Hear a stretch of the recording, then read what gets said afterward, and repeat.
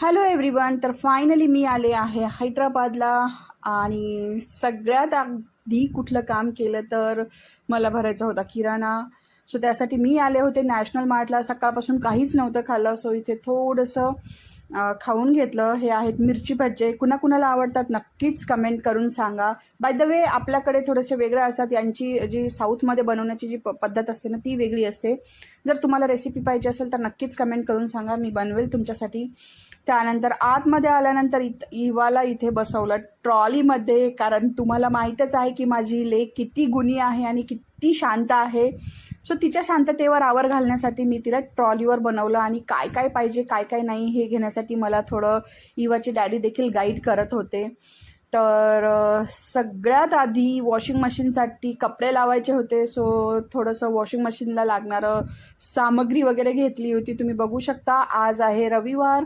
So Sunday आणि सॅटर्डेला almost सगळ्यांना सुट्टी असल्यामुळे म्हणजे अगदी खूपच जास्त गर्दी वगैरे होती. सो सगळा किराणा वगैरे घेतल्यानंतर फायनली आम्ही आलेलो आहोत बिलिंग काउंटरला.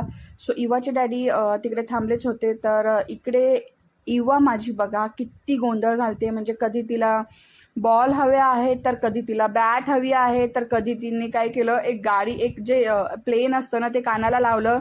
आणि तिला माझ्या मम्मीची खूप जास्त आठवण येत होती. सो ती मम्मा मम्मा आई आई करत होती. म्हणजे तिच्याकडे असं बघून ना खरंच माझ्या डोळ्यात पाणी येत होतं. काय करू, बट नाविलाज आहे.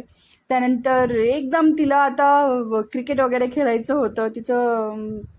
आणि तिने लिटरली खूप जड आणि हेवी बॅट आहेत ह्या, जे मुलं वगैरे खेळतात ना 5 ते 6 वर्षाचे, म्हणजे खूपच मोठं जड. अगदी तिने त्या दोन्ही बॅट घेतल्या आणि तिथेच खेळायला वगैरे लागली होती. त्यानंतर खेळता खेळता तिचा चेंडू जो आहे, जो बॉल जो आहे तो खाली गेला होता. तो तिला काढायचा होता, बट अनफॉर्च्युनेटली तो निघत नव्हता, कारण तो खूपच खाली होता. त्यानंतर तिच्या आग्रहाखातर तिला असं खेळताना वगैरे बघून आम्ही ठरवलं की ही तिच्यासाठी जी प्लॅस्टिकची बॅट आहे ना ती वगैरे घेतली.